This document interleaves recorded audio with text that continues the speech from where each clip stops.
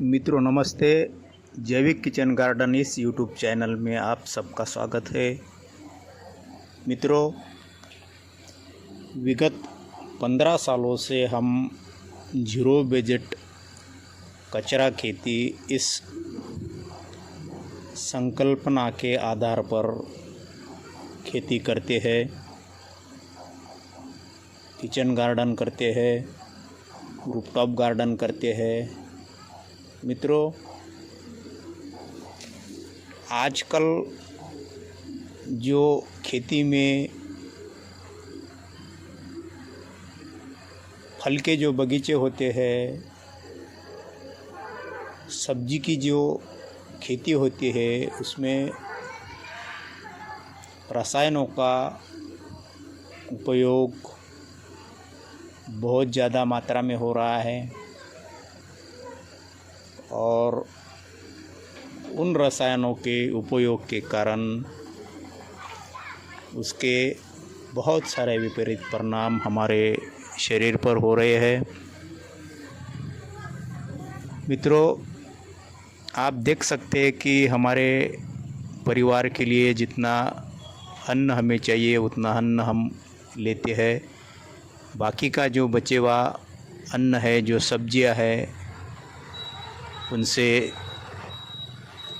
बीज तैयार करते हैं और बीज तैयार करने के बाद जो भी सब्जियों के अवशेष बचते हैं, उन अवशेषों को एक नई टेक्नोलॉजी के मार्फत उसको कंपोस्ट करते हैं।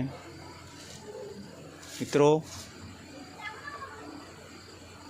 किसान क्या करते हैं, कंपोस्ट बनाने के लिए जो गाय भैंस का गोबर रहता है उसके लिए एक गड्ढा बनाते हैं और उस गड्ढे में उस गोबर को, कचरे को डाल देते हैं। मित्रों, इससे क्या होता है, जब बरसात का पानी आता है और उस गड्ढे में पानी भर जाता है तो उस कंपोस्ट में से 70 से 80% जो भी लिक्विड फॉर्म में माइक्रोन्यूट्रिएंट एनपीके रहता है, जो नेचुरल रहता है, वह पूरा ज़मीन में चले जाता है और ऊपर जो कचरा बचता है वही कचरा हम हमारे खेत में डालते हैं। मित्रों, इससे बचने के लिए हमने एक आसान तरीका ढूंढ निकाला है। आप देख सकते हैं, एक जाली हमने गोलाकार बनाई है और साल भर जितना भी हमारे किचन गार्डन का, हमारे खेत का कचरा निकलता है, उस कचरे को हम उसमें डालते रहते हैं। कचरा डालने के बाद उस पर पानी का स्प्रे करते हैं। पानी का स्प्रे करने से क्या होता है, जो भी हम कचरा उसमें डालते हैं वह पूरा नीचे बैठ जाता है और नीचे बैठने के कारण हमें और ऊपर कचरा डालने में जगह मिल जाती है। मित्रों, इस तरह जितना भी कचरा है खेत का, किचन गार्डन का, हम बिल्कुल जलाते नहीं हैं और ना उसको खेत में वैसा ही रखते हैं। उन सारे कचरे को जमा करके एक जालीदार बड़े कंटेनर में उसको इकट्ठा करते हैं। मित्रों, किसी भी चीज़ को गलाने के लिए जो नेचुरली टाइम लगता है वो टाइम देना ही पड़ता है। आजकल मार्केट में यूट्यूब पर लोग बताते हैं कि यह चीज़ गोबर में मिला दो, 15 दिन में खाद बन जाएंगी। यह लिक्विड गोबर में मिला दो, यह लिक्विड पत्तियों में मिला दो, 1 महीने में खाद बन जाएंगी। मित्रों, खेती में शॉर्टकट मतलब केमिकल का उपयोग। इसका उदाहरण मैं आपको ऐसे देना चाहता हूँ, जैसे एक हम जो कपड़ा पहनते हैं, उस कपड़े को हम किसी संदूक में, किसी पेटी में अगर कुछ साल रखते हैं और उस कुछ साल रखने के बाद उस कपड़े को अगर हम निकालते हैं तो वह कपड़ा पूरा गल जाता है।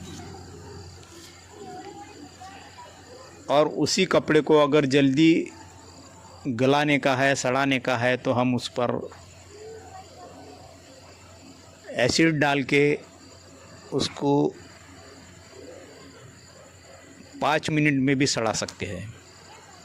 लेकिन खेती में जो कचरा रहता है, जो गोबर रहता है, उसकी जो प्रक्रिया रहती है नेचुरल, उसी हिसाब से उसको अगर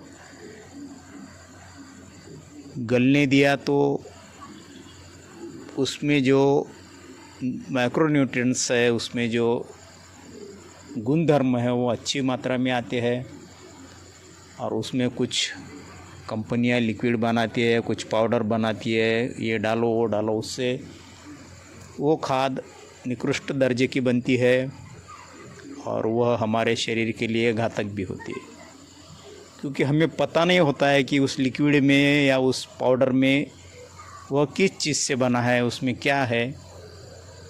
तो मित्रों, मैं जो किचन गार्डन करता हूँ, जो खेती करता हूँ, वह 15 सालों से ऐसे ही करता हूँ। जितना कचरा है उतना कचरा इकट्ठा करता हूँ और साल भर उसको एक जालीदार कंटेनर में वैसे ही पड़े देता हूँ और उसमें 15 दिन के अंतराल में पानी मारते रहता हूँ। मित्रों, बरसात होने के बाद उस कंटेनर को उल्टा करके उसके नीचे जो भी पत्ते हैं, जो भी वेस्ट है, वह पूरी खाद बन जाती है। ऊपर का थोड़ा सा कचरा हटाने के बाद नीचे की खाद हम निकाल लेते हैं और उसी खाद का प्रयोग हमारे किचन गार्डन में, हमारे खेत में करते हैं। मित्रों, आप देख सकते हैं किस तरह हम यह प्रक्रिया कर रहे हैं। और यह कोई किसी दूसरे के खेत का वीडियो नहीं है, यह खुद 15 सालों से हम इसी तरह करते हैं। आप देख सकते हैं बाजू में जो कचरा है उसको गीला किया जाएगा और गीला करने के बाद उसको फिर उस कंटेनर में भरा जाएगा। आप देख सकते इधर भी बहुत कचरा पड़ा है। उस कचरे को भी इसी तरह खाद में परिवर्तित करने के लिए उस कंटेनर में हम डालेंगे और पूरे साल भर उसमें वैसा ही रहने देंगे। मित्रों, गोबर तो हमें मिलता नहीं है, क्योंकि गोबर के लिए गाय भैंस पालना पड़ता है और बड़े शहर में गाय भैंस पालना कोई सस्ती बात नहीं है, बहुत पैसा लगता है।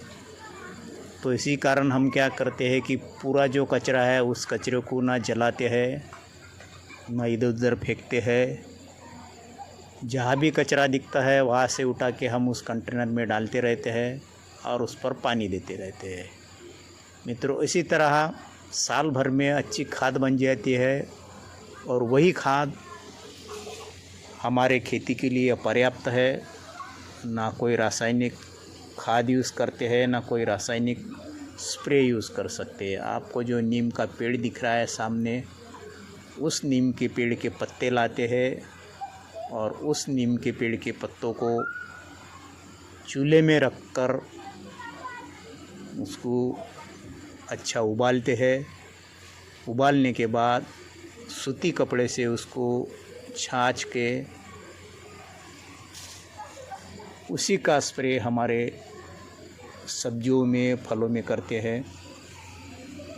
इससे ही हमारे सब्जियों में, फलों के पेड़ों में कीड़े नहीं आते और इसी तरह जैविक नेचुरल खेती हम करते हैं।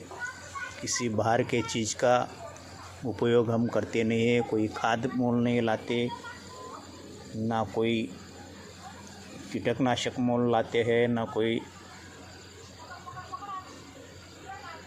बुरशीनाशक लाते हैं।